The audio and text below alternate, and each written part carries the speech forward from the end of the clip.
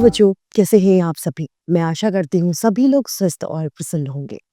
आज हम हमारा अध्याय फूल को पढ़ने जा रहे हैं। तो आइए इसे प्रारंभ करते हैं। यह है अध्याय एक फूल। फूल यानी पुष्प, जिसे हम अंग्रेजी में फ्लावर नाम से भी जानते हैं। फूल हम सभी को अच्छे लगते हैं, रंग बिरंगे होते हैं, खुशबू देते हैं, हमारे मन को एक नई ऊर्जा प्रदान करते हैं। इस बात को हम सभी एक कविता के माध्यम से पढ़ेंगे। तो आइए इस कविता को हम शुरू करते हैं। कल तक थी जो डाली खाली, आज फूलों से भरी है। कल जिस डाली पर फूल नहीं थे, आज वो डाली क्या है? फूलों से भरी हुई है, यानी उस पर अब फूल खिल गए हैं। तू ही भला बता दे माली, यह कैसी जादूगरी है। हे माली, माली कौन होता है? जो बगीचे का रखवाला होता है, जो फूलों की, क्यारियों की, पेड़ पौधों की देखभाल करता है। तो कवि कह रहा है कि हे माली, आप ही मुझे बता दो कि ये फूलों की कैसी जादूगरी है कि इतने सुंदर रंग उसमें है, इतनी सुंदर सी खुशबू उसमें से, इतनी मनमोहक खुशबू उसमें आ रही है। पेड़ के भीतर से होता रहता इनका आना जाना। पेड़ के अंदर से ही इनका क्या आना जाना होता है? किसका? फूलों का। फूल पहले कली के रूप में निकलता है, फिर कली से फिर वो धीरे धीरे फूल बन जाता है। कौन कहाँ मुंह ढाके सोता, किधर है इनका पाता ठिकाना। कौन कहाँ पर मुंह ढककर सोता है, किधर है इनका पता और ठिकाना। जरा सोचे कि ये फूल का जो अंश है, इसका पता और ठिकाना कैसे है? कहाँ से ये फूल आता है कि ऊपर डाली पर हमको दिखाई देने लग जाता है। रहते हैं कोने में दुबके, दुबके यानी छुपे हुए। कोने में ये छुपे हुए रहते हैं। कान खड़ी रहती हैं जैसे, जैसे हमारे कान खड़े होते हैं, उस तरीके से ये चुपचाप करते हैं।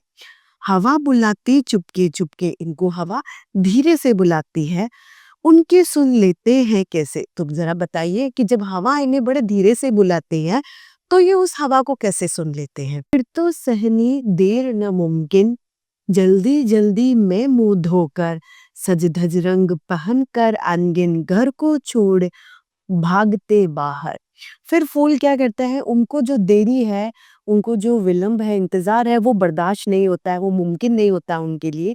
वो जल्दी जल्दी से अपना मुंह धो लेते हैं और सज संवर कर, बहुत ज्यादा अनगिनत यानी जो गिने ना जा सके, इतने रंग पहनकर और अपने पौधे रूपी जो घर है उसको छोड़कर बाहर आ जाते हैं। कौन?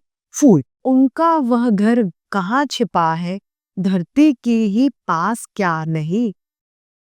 धरती के ही पास क्या नहीं, भैया कहते मुझे पता है, उनका घर है आसमान। उनका घर आखिर कहाँ छुपा है? कहाँ से फूल पौधे के ऊपर आ जाते हैं? क्या धरती के पास नहीं है उनका घर?